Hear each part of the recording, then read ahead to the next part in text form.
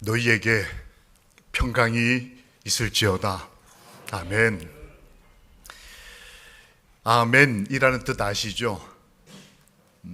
진실한 마음으로 동의하고 그렇게 되기를 기도합니다라는 뜻입니다. 이렇게 덥고 힘들 때는 믿음을 이렇게 소리내서 반응을 하는 것도 우리 자신의 믿음에 큰 도움이 됩니다.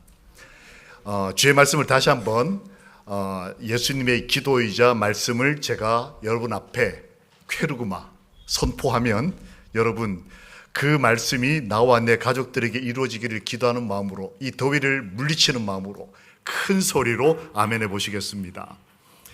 너희에게 평강이 있을지어다. 아멘.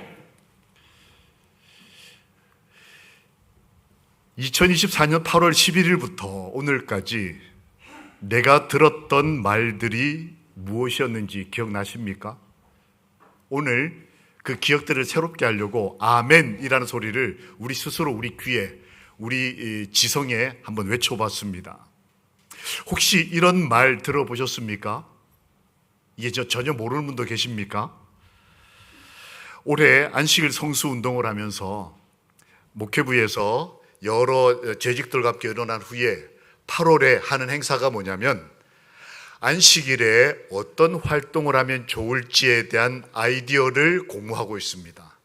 예를 들면 금요일 저녁에 가족들이 다 모여서 촛불을 켜고 진실의 시간을 가지자 뭐 이런 거. 그 다음에 우리가 안식일 아침 식사는 일주일 동안 먹어보지 못한 특별한 음식을 주중에 준비했다가 안식일 날 우리가 아이들과 함께 맛있게 먹자.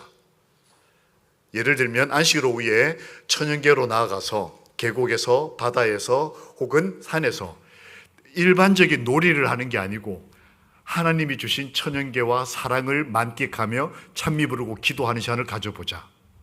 이런 아이디어, 이런 것들을 학생들은 학생들대로 어린이는 어린이대로 엄마 아빠 안식일 날 저희 데리고 어디 가주세요. 이런 거 동물원 이런 데 말고 롯데월드 이런 데 말고 수동 계곡에 가주세요. 사슴의 동산에 가주세요. 예수님을 느끼고 싶어요. 하고 있습니다. 누구라도 좋으시니까 소그룹에서도 토의를 해보시고 우리가 소그룹 이름으로 안식일 날 이런 거 하면 좋겠다라는 아이디어들을 우리 목회부로 이렇게 정보를 보내주시면 저희가 그 나온 내용을 심사해서 10월, 11월, 12월에 그 운동을 하려고 합니다. 이해되시죠? 우리가 이거 합시다 했던 그 운동을 우리가 빠르면 9월, 좀 늦으면 10월, 11월 이렇게 안식일에 이런 활동을 우리가 함께 하면서 하나님께 영광을 돌리고 우리를 구원해 주신 하나님을 기뻐하자라는 걸 하니까 8월 말까지 개인 자격으로 혹은 청년회, 학생회, 소그룹 이름으로 제안해 주시면 고맙겠습니다. 라는 말을 들어보셨습니까? 이거 지금 제가 일주일째 광고하고 있는 거거든요. 우리는 수많은 뉴스 속에 살아갑니다. 많은 말들을 일주일 동안 들었습니다. 전쟁의 말들, 난리의 말들, 지진의 말들, 홍수의 말들, 누가 아프다는 말들, 수많은 소식, 수많은 뉴스, 수많은 말들을 듣는데 더 나아가서 우리는 수많은 말들을 주고받으며 삽니다. 이제는 전화 잘 안 하죠. 이제 문자로 혹은 톡으로 이렇게 말들을 내 마음을 전달합니다. 때에 따라서는 댓글에 의해서 우리 마음이 일주일 동안 행복했다 슬펐다. 말들을 넘어서서 이 댓글도 말이죠. 상대방의 사진, 상대방의 활동, 그 다음에 어떤 사람의 어떤 것들에 대한 평가, 어떤 사람은 이런 말, 어떤 사람은 저런 말. 우리 마음을 기쁘게 했다가 우리 마음을 한없이 힘들게 했던 그 수많은 말들. 오늘 특별한 말씀을 전해드립니다. 영상을 하나 보겠습니다.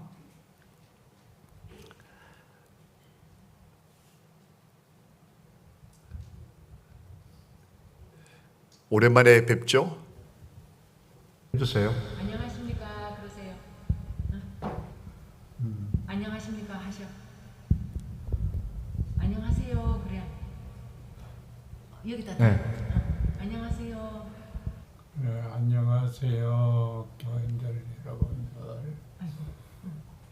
잘 있습니다. 수고스럽습니다만 저희는 잘 있습니다. 덕분에 그 정도면 되지 뭐.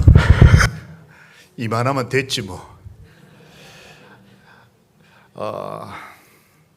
기억이 자꾸 끊어지고 지난 며칠간 좀 어려운 시간을 보내셨습니다. 그런데 방문을 급히 갔을 때 마침 정신이 맑으신 상태에서 인사를 전하셨습니다. 잘 있다 덕분에. 우리가 지난 일주일 동안 어떤 말을 듣고 살았을까요? 나는 어떤 말에 민감하게 반응하고 어떤 말에 화를 냈다, 어떤 말에 감사했다 이렇게 살았을까요? 예수께서 이르시되 오히려 하나님의 말씀을 듣고 지키는 자는 복이 있느니라. 이걸 현대 성경에서 보면 하나님의 말씀을 듣고 지키는 사람은 행복합니다 라고 번역이 됐어요. 말씀, 이 차이가 뭐냐면 이것을 이 경어, 높임말로 쓴 게 말씀이에요. 우리가 성경 말씀할 때 이거는 하나님의 말, 이 말을 우리가 이제 높여 이제 표현하는 거죠. 성경을 쓴 누가 복음을 쓴 누가라고 하는 이 사람은 신약 성경을 쓴 기자들, 성경을 쓴 사람들 가운데 유일하게 비유대인입니다.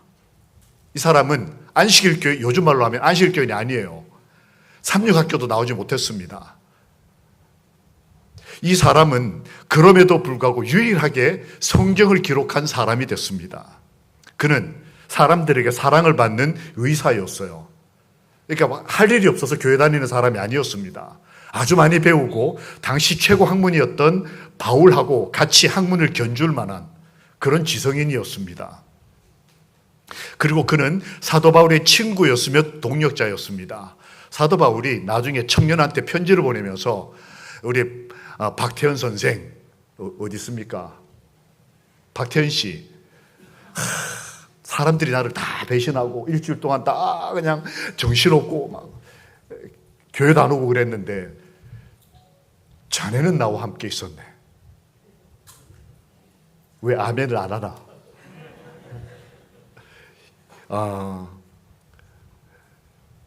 사도 바울이 디모데에게 편지를 쓰면서 이렇게 말을 한 거예요. 사람들이 다 떠났는데 내가 이제 로마의 그 감옥 안에 있고 이제 나이 많아 늙었고 그러니까 이제 힘도 좀 없어 보이고 돈도 다 떨어지고 이제 사형 받기 직전에 있는 이 사람에게 사람들이 다 관계를 멀리 하는데 친구 누가는 끝까지 옆에 같이 있었습니다. 그가 쓴 이 성경 누가복음 여기다 쓴 거예요. 이게 이제 이 누가가 썼던 성경의 원본입니다. 이 안에 수많은 말들이 기록되어 있어요. 우리는 그걸 높여 말씀이라고 하지만 실제로 정확하게 말하면 누가의 말들의 기록인 거예요. 누가는 어떤 말들을 듣고 살았을까? 그리고 기록에 남겼을까? 당시 수많은 말들이 있었습니다. 빌라도의 법, 령. 이 공시가 딱 되면 이거 로마의 말들, 법들이 쭉 공시가 되고 그 다음에 그때 당시 대제사장 가야바의 공시된 율법 미슈나 그 안식일 지키려면 이렇게 돼요, 이렇게 돼요, 이렇게 돼요. 수많은 그 말들 이 말들 가운데 생활하는 말들 저 신전에 불이 났다더라. 저 로마가 어디로 전쟁을 갔는데 승리했다더라. 저 사람이 누구를 시집 장가 보냈다더라. 이런 수많은 생활의 말들 가운데 누가는 어떤 말들을 듣고 사는 비유대인이었을까? 어떻게 감히 유대인도 아닌 사람이 할례받지 않은 사람이 성경을 쓰는 사람이 될 정도로 그가 들었던 말이 귀했을까 하는 거예요. 그는 이 누가복음 뒤에 써 있는 게 다 누가복음에 있는 것들입니다. 그는 의사였어요. 그래서 많은 신학자들이 말하기를 누가는 누가복음을 쓰면서 의사였기 때문에 예수님이 사람을 어떻게 치료하는지를 아주 구체적으로 썼다라고 이렇게 신학자들이 서술을 합니다. 사람을 치료할 때 마태나 마가 같은 경우는 그냥 치료됐다 뭐 이렇게 쓰는데 누가는 뭐 예수님이 어떻게 했고 진흙을 이겨 바르고 뭐 아주 구체적으로 치료 과정을 쓸 만큼 관심이 많았다는 거예요. 그런데 제가 누가복음에서 발견하는 또 다른 모습은 이 귀신 들린 사람을 치료할 때, 문둥병 걸린 사람이나 중풍병자를 치료할 때 누가가 치료되는 과정을 자세히 살펴봤다로 끝난 게 아니고 자세히 살펴보면서 뭘 발견했냐면 말씀으로 치유되고 있다는 것을 발견하고 있는 거예요. 왜 그게 관심을 끌었느냐? 의사인데 예수님이 구체적인 의료 행위를 하지 않고 말씀으로 치료하고 있다는 것이 의사 누가의 눈에는 아주 특별하게 보였던 겁니다. 그는 치료하시는 예수님의 말을 들으며 일주일을 보냈습니다. 그는 예수님께서 베드로에게 너 물고기 잡은 것 좀 내놔봐. 한 마리도 없습니다. 그때 예수님이 그러면 물고기를 저쪽 편에다 한번 던져봐. 그랬더니 베드로가 뭐라고 얘기합니까? 내가 한 마리도 잡은 게 없지만은 예수님의 말씀대로 다시 한번 내려보겠습니다 하고 내렸더니 우르르 잡혀서 그게 그 유명한 153 모나미 볼펜, 그 유명한 153마리의 물고기가 올라온 이 사건에서 누가는 뭘 주목해서 봤냐면 내가 잡은 게 없지만은 예수님한테 뭐라 그래요? 말씀대로. 그걸 누가는 주목해서 봤다는 거예요. 그리고 그가 몇 예수님의 말씀들, 특별히 반석 위에 지은 집과 홍수가 났을 때 모래 위에 지은 집이 무너지고 무너지지 않고의 차이를 설명할 때 뭐라고 앞에 설명을 하냐면 말씀대로 반석 위에 지은 집은 무너지지 않았다. 그러나 말씀대로 짓지 않고 흙 위에 지은 집은 다 무너졌다. 말씀대로라는 표현을 쓰고 그 다음에 어떤 씨가 땅에 떨어져 어떤 씨는 길가에 어떤 씨는 돌짝밭에 어떤 씨는 가시나무에 떨어졌다. 그래서 다 뭐 새가 주워 먹고 제대로 자라지 못하고 하다가 어떤 씨는 좋은 옥토에 떨어져서 큰 열매를 맺었다 할 때 그 씨를 누가는 이렇게 성경에다 정의했습니다. 그 씨는 하나님의 말씀이다. 그리고 예수님과 제자들이 변화산 위에 올라가서 하나님의 음성을 들을 때 누가는 그 자리에 없었습니다. 그 내러티브라 그러죠. 그 얘기를 전에 들었는데 누가는 누가복음 9장에다가 그 말씀에서 뭐라고 기록을 했냐면 하나님이 이렇게 말씀하셨다는 그거를 탁 포인트를 찍어서 기록을 남깁니다. 하나님께서 제자들에게 예수님을 그렇게 말씀하셔요. 이가 내가 사랑한 아들이다. 다음 말이 뭐냐면 그러므로 너희는 그의 말을 들으라 하신 하나님의 음성을 누가는 정확하게 누가복음 9장에다 기록을 남겼다는 거예요. 다른 말로 하면 누가는 의사였습니다. 직업이 신학자가 아니었어요. 국어학자도 아니었습니다.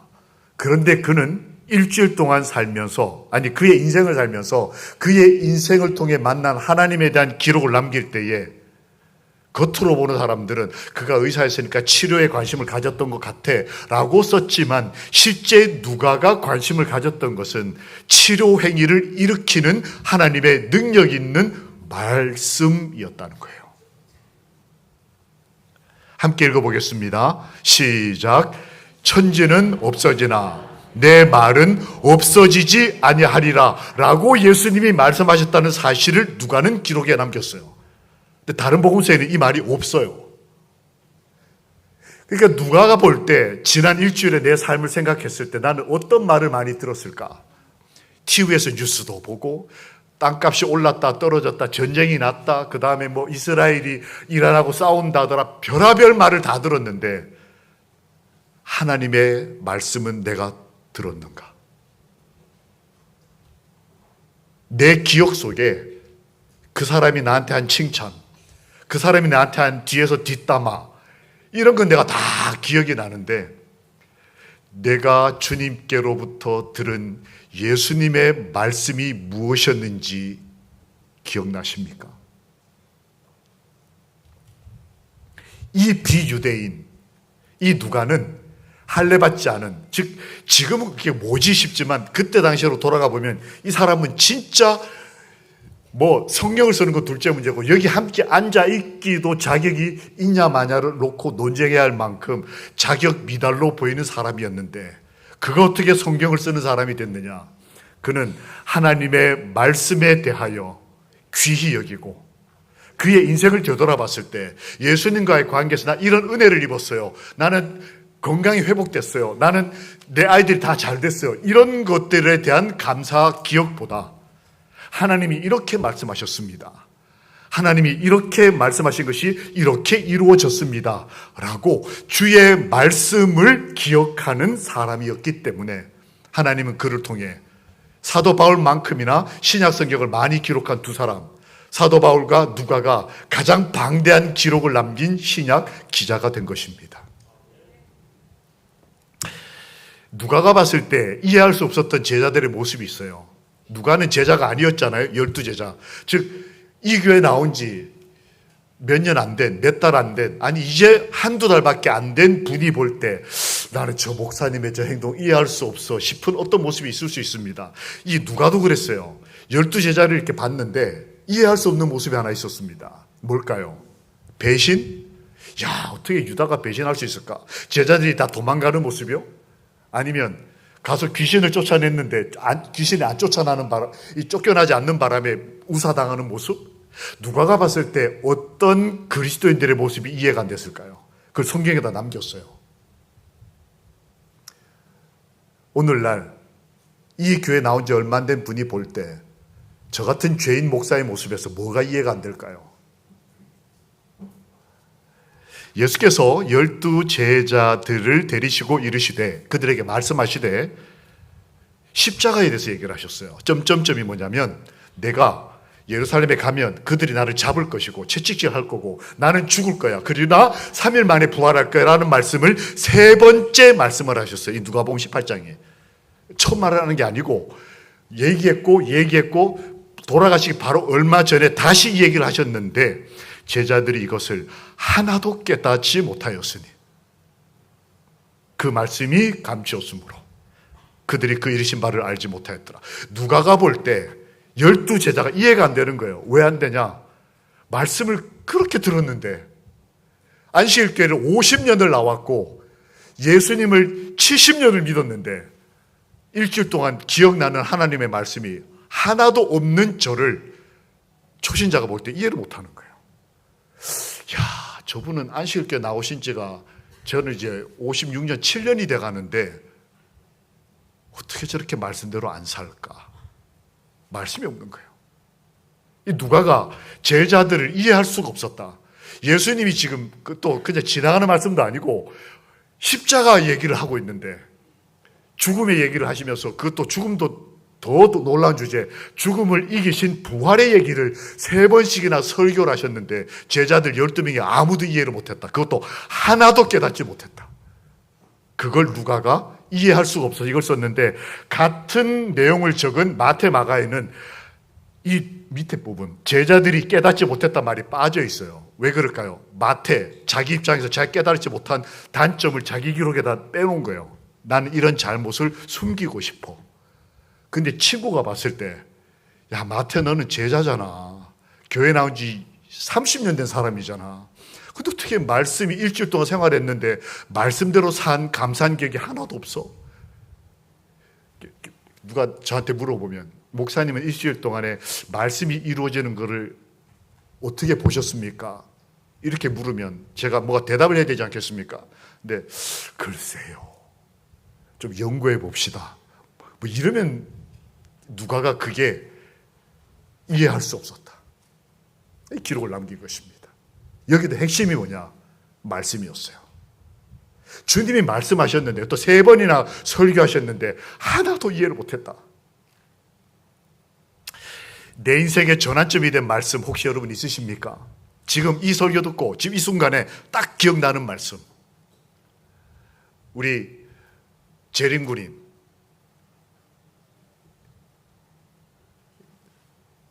왜 웃기만 하나? 가슴 뛰기 싫이. 군에서 기억나는 하나님의 말씀.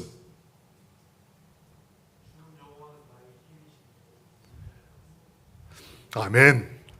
이렇게 딱 물으면 일주일 동안 저 말씀 붙들고 얼마나 노력했겠어요. 하나님이 나의 힘이시니 오늘 안식일에 꼭 교회 가게 해주세요. 1시간 동안 목사님이 나 하나 태우고 달려오는데 1시간 동안 오다가 목사님 무슨 문제 생기면 교회 못 가는 거예요. 제가 그렇게 기도했는지 모르겠지만 저도 그랬습니다. 교회 목사님이 저를 태우러 오지 않으면 나가지를 못하니까 교회 가게 해주세요도, 안식을 지키게 해주세요도 문제였지만 목사님 아무 문제 없게 해주세요. 그래서 와서 저희를 다 태워가게 해주세요. 얼마나 기도한지 몰라요. 밥도 안 먹어요. 못 먹죠. 교회 가고 싶어서. 내 인생의 전환점이 된 말씀들 여러분 지금 하나씩 다 기억해 보십시오. 나에게도 그런 말씀이 있다. 그게 뭐냐? 제가 삼육학교를 다니면서 기도주일을 하지 않습니까? 기도주일날, 지금은 은퇴하셨지만 당시 한국에서 가장 핫했던 강사 목사님이 신경훈 목사님, 또 한 분이 조대현 목사님이라고 하는 분이 계셨어요. 이분은 나중에 총장도 하셨죠. 아주 이렇게 자비롭게 또 재미있게 설교하시는 분이셨습니다. 이분이 삼육학교에 제가 이제 학생 시절에 기도주일을 오셨습니다. 오셔가지고 뭐 여러 얘기를 하셨는데 제가 그분이 하신 말씀과 그분의 사인을 제가 기억을 해요. 근데 그 말씀 중에 하나가 뭐가 있었냐면, 저희 나이 또래 한 청년이 정말 어려운 가운데 있다가 하나님을 믿고 이 모든 어려움을 이겨내기로 결심을 했습니다. 그리고는 하나님께 며칠을 금식기도 하고 교회에 딱 가서 아무도 없을 때 교회 가서 성경 하나를 딱 들고, 하나님, 제가 이제 정말 하나님 말씀대로 살 테니까. 이걸 지금 조대현 목사님이 앉아있는 학생들한테 이 예화를 설명해 주시는 거예요. 그 학생이 이렇게 했답니다 하고는 이 학생이, 이 청년이 성경을 들고 교회 가서 열심히 며칠 금식기도 하고 성경을 딱 펴서 눈에 딱 들어오는 그 말씀대로 살겠다고 결심을 했어요. 그리고는 다 기도하고 성경을 딱 폈는데 성경이 어디냐? 마태복음 27장 5절이었습니다. 유다는 그 돈을 성전에 던지고 나아가서 목을 매니라. 기도 열심히 하고 말씀대로 살겠다고 하고 딱 펴서 딱 했더니 돌아가서 목을 매니라. 이렇게. 그 청년이 이 조대현 목사님한테 와서 상담을 하는 겁니다. 문제가 무엇입니까? 내가 살아가면서 가장 중요하게 생각하는 말이 무엇이었는지 여러분 이 안식일에 한번 생각해 보시겠습니까? 지난 일주일 동안 내 삶을 가장 영향을 많이 끼쳤던 말, 남편의 말일까? 아내의 말이었을까? 아니면 TV 뉴스였을까? 아니면 유튜브에 나오는 어떤 거? 아니면 하나님의 말씀이었을까? 누가복음은 사실 말이라고 하는 이 표현, 말씀이라는 표현으로 이 구조를 설명해도 저는 이게 아주 의미 깊다고 생각을 하게 됐습니다. 누가복음 1장 1절과 2절에서 누가는 자기가 복음을 쓰는 이유를 이렇게 써요. 자기가 이 편지를 보내는 사람이 데오빌로라는 사람이 있는데, 데오빌로요, 이 말씀은 하나님의 말씀의 목격자요, 하나님의 말씀의 일꾼들이 전해준 말을 기록한 거다라고 기록을 남겨요. 1장 1절이 그래요. 하나님의 말씀을 보고 들은 사람들이 전도한 말을 나는 듣고 이거를 기록하는 것입니다 라고 하는 뜻입니다. 그리고 첫 사건이 뭐냐면 예수님의 어머니가 예수님을 출산하는 과정이에요.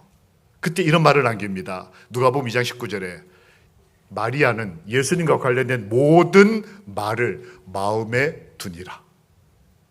예수님이 태어날 때 예수님의 어머니의 그 기적 같은 동정녀 탄생이라고 하는 놀라운 사건을 기록하면서 누가는 어디다 포인트를 맞추냐면 그 예수님의 어머니가 예수님의 관계에 일어났던 하나님의 말씀을 마음에 뒀다라는 말을 성경에다 기록해 남겨요. 그리고 수많은 치유의 말씀을 주목합니다. 그리고 제일 끝에 24장에 가면 제자들이 예수님이 부활하실 거라는 말씀을 기억하지 못했다. 근데 예수님이 천사를 시켜서 아니다, 너희들 예수님이 부활할 거라는 말씀을 했을 때 그들이 생각났다.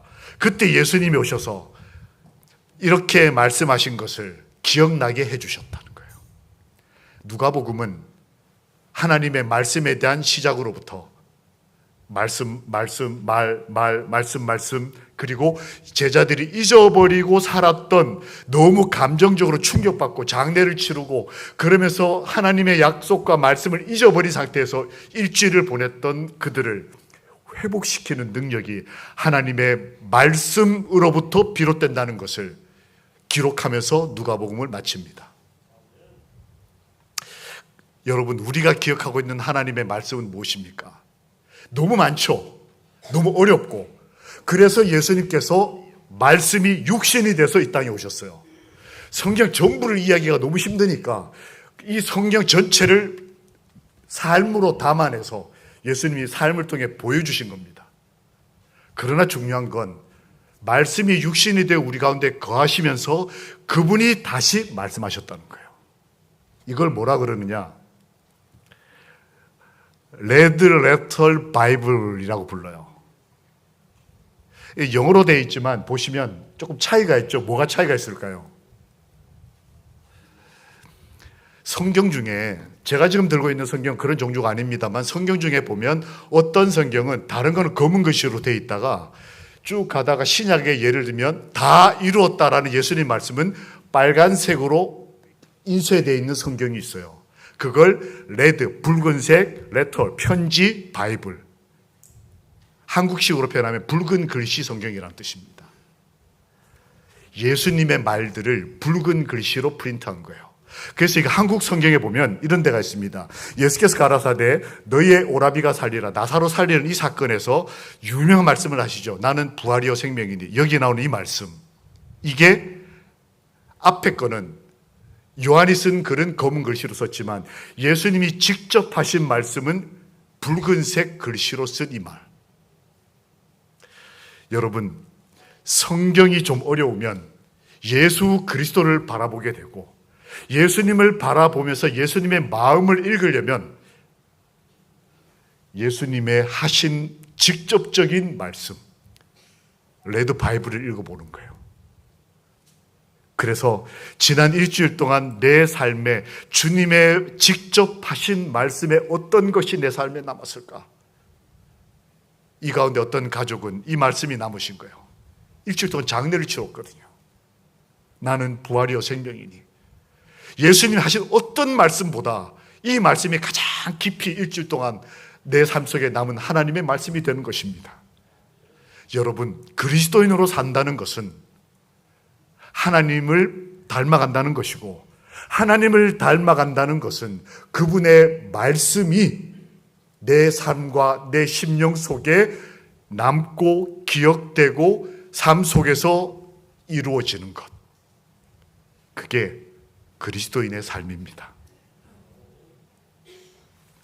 이르시되 내가 너희와 함께 있을 때에 너희에게 말한 바 곧 모세의 율법과 선지자의 글과 시편에 나를 가리켜 기록된 모든 것이 이루어져야 하리라 한 말이 이것이라. 이게 예수님의 마지막 말씀이었다고 누가가 자기 책 끝에다 기록한 거예요. 예수님이 부활하고 난 다음 제자를 다시 찾아서 뭘 말씀하셨냐? 내가 이런 말들이 나에게서 다 이루어졌다는 말을 너희들에게 하고 싶었다. 여러분, 일주일의 삶을 우리가 다시 살아가야 합니다. 어떤 말들을 들으며 사시겠습니까? 선택하셔야 돼요. 뉴스, 유튜브, 혹은 내 원수의 말, 그것 때문에 삶을 고통스럽게, 어떤 경우에는 어떤 나를 자고하게 만드는 칭찬의 말, 그런 말들로 내 삶을 꾸려나가고 살아갈 것이냐, 아니면 하나님의 말씀, 너무 어려우면 예수님의 삶, 그것도 너무 방대하면 레드 레터 바이블, 예수님이 하신 말씀 중에 어떤 말씀을 내 삶에 깊이 좀 새기고. 예수님이 이렇게 말씀하셨죠. 하나님을 믿으라. 예수님이 이렇게 말씀하셨죠. 하나님을 사랑하라. 예수님이 이렇게 말씀하셨죠. 내 이웃을 내 몸과 같이 사랑하라. 하나님이 말씀하셨죠. 내가 기억하는 가장 소중한 그 말. 누가는 이 말씀을 기록에 남겼습니다. 함께 읽겠습니다. 시작. 너희에게 평강이 있을지어다. 주님의 말이었어요. 다른 거 다 잊어버려도 이 누가가 지금 기록하고 있는 거예요. 너희에게 평강이 있을지어다. 불안하고 어떻게 살아야 될지 모르겠고 교회는 나와 있지만 앞날 생각이 캄캄하고 그런 제자들에게 평강을 기도하시는 그분의 말씀이 얼마나 고마웠을까. 이 남은 거예요. 그리고 이 말씀을 의지해서 살아가는 것입니다. 저에게는 이곳이 트라우마가 있는 피하고 싶은 장소였습니다. 이곳이 혹시 어딘지 아시겠습니까? 마석 시민 여러분, 이곳은 수동 계곡입니다. 가보신 기억 안 나셔요? 하여튼 비슷비슷한 데 많으니까 그러시죠. 이 수동 계곡 치면 나오는 이미지 중에 제가 마음에 든 이미지입니다. 저는 수동 저쪽 춘천 쪽에서 와서 현리 쪽에서 우리 박상준 장로님 병원 쪽으로 가는 현리 쪽으로 쭉 꺾어 들어가서 수동을 넘어와서 이 마석으로 나와서 서울 가는 이 길을 꽤 오랫동안 다니지 못했습니다. 트라우마가 오셨어요. 제가 가평 정목리에 가서 당시 청년들 한 30명과 함께 정목리를 막 개발하던, 정목리가 묻혀지고 잊혀졌던 시절에 그 일제시대 우리 믿음을 지켜냈던 선배님들의 역사를 다시 개발하기 위해서 청년들하고 와서 거기를 일주일에 한 번씩 일요일마다 가서 거기 가서 이제 일할 때였어요. 그 어른들이 아주 격려하시고 그때 아주 재밌게 목회했던 기억이 납니다. 그날도 거기 가서 일을 하고 있는데 갑자기 제 친구가, 그것도 저희 교회를 나오지도 않는 저기 서울에서 근무하고 있던 친구가 저를 찾아 거기까지 들어왔습니다. 당시 시간이 꽤 걸리는, 서너 시간 걸리는 거리였어요. 이유가 뭐였냐면 너희 아버지 지금 위독하시다. 제 아버지가 암투병 중이셨어요. 위독하시다 그러니 빨리 돌아가야 되겠다. 병원에서 직계가족 다 찾는다. 저는 이제 장손이니까 빨리 복귀를 하라는 거래요. 그래서 친구가 아무리 저한테 전화를 해도 그때는 그 정목리가 전화가 잘 안 될 때입니다. 그러니까 전화가 연결이 안 되니까 저를 찾아온 거예요. 아버지 임종 전에 임종을 이제 아들이 이렇게 준비하라고. 그러니까 청년들 다 하는 거 시켜놓고 저는 제 친구 차를 타고 오는데 일요일 오후에 차가 얼마나 막혀요. 그때는 고속도로 없고 이 경춘가도 어디 다 기억나시죠? 이거 하나밖에 없을 때였어요. 그러니까 춘천에서 성남까지 8시간 걸릴 때였습니다. 오는데 차들이 막혀서 마음은 급해 죽겠는데 지금 아버지가 지금 10분, 20분 놓고 지금 이렇게 왔다 갔다 하는데 차들이 그러니까 이 친구가 막 하다가 생각해낸 게 그 현리로 도는 거였어요. 현리로 가가지고 이렇게 수동 계곡 넘어와서 마석 이렇게 와서 지금 생각하니까 가다 마석계 봤던 기억이 나요. 오다가 이렇게 돌아가지고 저 위쪽 말고 이쪽 밑으로 돌아서 지나가면서. 근데 너무 급하니까 이 현리 수동 그 사이인지 아니면 현리하고 청평 사이인지 주유소에 내려가지고 전화 좀 쓰게 해달라고. 주유사장님 안 된다는 겁니다. 그때 휴대폰 없고 이럴 때니까 제 아버지가 돌아가신다는데 전화 좀 하게 해달라고.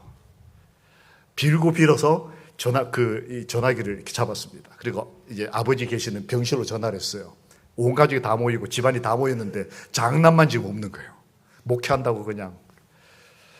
그 전화기를 바꿔달라고 아버지 저 집 아들 갑니다. 조금만 견디시라고. 아무 답이 없어요. 마지막일 수도 있겠다 싶어서 막 기도해드리고 그 다음에 전화를 끊고 거기서 넘어오는 동안에 친구하고 둘이서 한참 울었던 것 같아요. 빨리 가고는 싶은데 길은 막히고. 그래서 이 현리 수동계곡을 넘어오는 동안에 거기 많은 사람이 즐겁게 행복하게 가족들이 놀고 있었어요. 그게 이렇게 마음에 이렇게 많이 남았습니다. 그래서 아버지 돌아가시고 난 다음에 한동안 그 코스를 가지를 못하다가 제가 여기 와서 박산준 장로님 병원 방문 가면서 처음 갔어요. 그 길을. 그 풀코스로. 집사님 제가 그때 진짜 기도 많이 하고 간 길이었어요. 제가 왜 이 말을 할까요? 저희 아버지가 보시던 성경 가운데 몇 구절에 붉은색 이렇게 라인이 그어져 있습니다. 그 종종 아버지가 읽으시던 성경을 펴서 아버지가 어떤 말씀에 이렇게 은혜를 받으시고 말씀대로 사셨는가를 살핍니다. 제가 주목해서 기억하고 있는 마지막 말씀은 안식일 새벽, 이제 일요일 새벽, 청년들하고 정무일 떠나기 전에 병실에서 나오는 저를 잡고 마지막으로 하신 말씀이 이 말이었어요. 가서 너 할 일을 하라. 이게 제가 아버지에게 들었던 마지막 말입니다. 그리고 갔다가 이렇게 해서 와서 그때 왔을 때는 아버지가 의식이 끊어지신 상황이었습니다. 오랫동안 이 말씀을 기억하고 살았습니다. 우리는 어떤 말씀을 기억하고 사는 그리스도인입니까? 우리에게 하나님께서 성경을 주셨고 성경을 차분하게 읽으면서 우리 한 아버지를 닮아가는 삶을 살지만 때로 그것이 힘들고 어려울 때 우리를 돕기 위해서 예수님께서 말씀이 육신이 돼서 우리 가운데 오셨습니다. 예수님의 삶을 따라가는 것도 피곤하고 힘들 때 주님은 주의 특별히 주신 말씀, 하나님께서는 그 말씀들을 인용하시면서 말씀하셨어요. 너희는 예수의 말을 들으라. 여러분, 우리 믿음의 소망, 믿음의 뿌리, 그리고 앞으로 일주일을 살아갈 삶의 용기, 사랑의 풍성함, 그리고 가족들과 함께 이 거친 땅에서 승리하게 될 언약의 근거, 그것은 하나님의 말씀입니다. 일주 동안 살아가면서 내 삶을 가장 기쁘게 하고 가장 힘있게 하고 그리고 소망으로 가득 채울 주님의 말씀에 대하여 여러분 명민한 마음을 가지고 말씀을 듣고 말씀을 기억하고 말씀대로 삶으로 다음 안식일에는 우리에게 말씀하신 그분의 말씀의 은혜를 함께 마음껏 누리게 되기를 우리 주님 예수 그리스도의 이름으로 기도합니다. 아멘. 주의 음성을 우리 다 함께 듣는 일주일 되기를 기도하는 마음으로 찬양하겠습니다. 다 함께 일어나